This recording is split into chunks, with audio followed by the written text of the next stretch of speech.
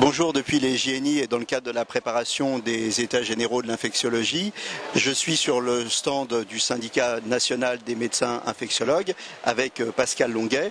Alors Pascal Longuet, les nouvelles activités de l'infectiologie, qu'est-ce que c'est? Eh bien, tout d'abord, c'est le conseil en antibiothérapie. Puisqu'il y a une circulaire ministérielle depuis plusieurs années qui demande qu'il y ait dans chaque hôpital un médecin qui soit référent en antibiothérapie pour aller conseiller, donner des expertises diagnostiques afin de limiter la consommation des antibiotiques dans un but à la fois financier bien sûr, mais également d'écologie bactérienne et limiter l'émergence des bactéries multirésistantes. Alors, est-ce qu'il y en a partout de ces conseils? Eh bien, malheureusement, pour le moment, tous les hôpitaux ne sont pas équipés d'une équipe mobile d'antibiothérapie, et loin s'en faut. Alors, à votre avis, pourquoi? Eh bien, d'abord, il faut trouver la personne qui soit suffisamment experte dans ce domaine.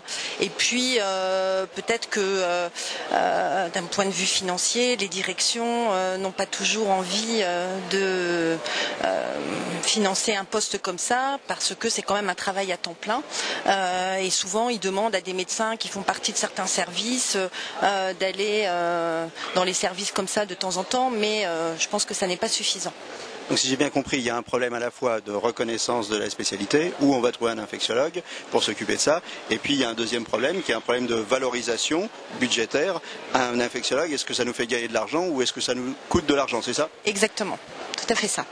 Alors, il n'y a pas que le conseil, il y a aussi un rôle d'expertise.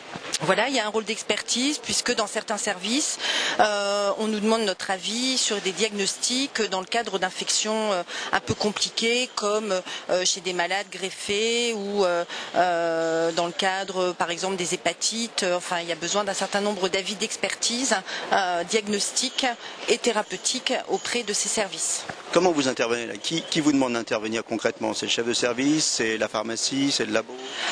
Alors il y a plusieurs façons d'intervenir. Soit on est appelé directement par les médecins de services de spécialité qui ont besoin de notre avis à la fois diagnostique et à la fois thérapeutique. Et puis on peut être appelé également par la pharmacie qui trouve certaines prescriptions antibiotiques un peu bizarres et qui nous demande d'y jeter un œil. Et enfin on peut être appelé également par les bactériologistes qui nous signalent l'isolement de certaines bactéries multirésistantes chez des patients qui demandent des traitements plus particuliers et donc un conseil un peu plus pointu en antibiothérapie. Alors toujours dans les problèmes d'expertise, il y a l'hygiène aussi. Tout à fait, l'hygiène avec la surveillance des infections. La mise en place aussi de procédures. La mise en place de procédures dans la prise en charge de certains patients au cours de certains traitements. Les nouveaux traitements immunosuppresseurs ont besoin de nouvelles procédures d'évaluation, de portage de bactéries, etc. C'est très divers. C'est la biothérapie aussi. La biothérapie, voilà. Dans la biothérapie sont des thérapeutiques en expansion immunosuppressive et qui demandent la prise en charge de patients de façon un petit peu plus particulière et donc peut-être de redéfinir des nouvelles procédures dans ces cadres-là. Alors dans les nouvelles activités donc, de l'infection, on a parlé donc, du conseil, du rôle de conseil, de l'expertise. Il y a aussi le CLIN. Alors, qu'est-ce?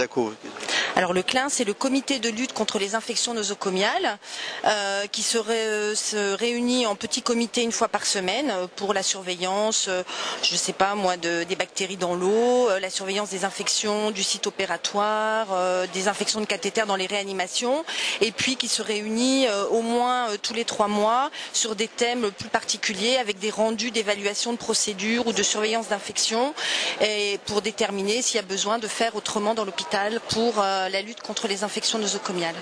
Alors, au regard de tous les sujets qu'on vient d'aborder, est-ce qu'on peut dire que finalement l'infectiologie elle est méconnue mais qu'elle est absolument indispensable?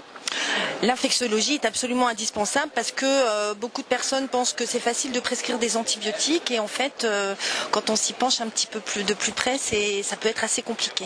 Donc il faut une expertise plus particulière d'un infectiologue.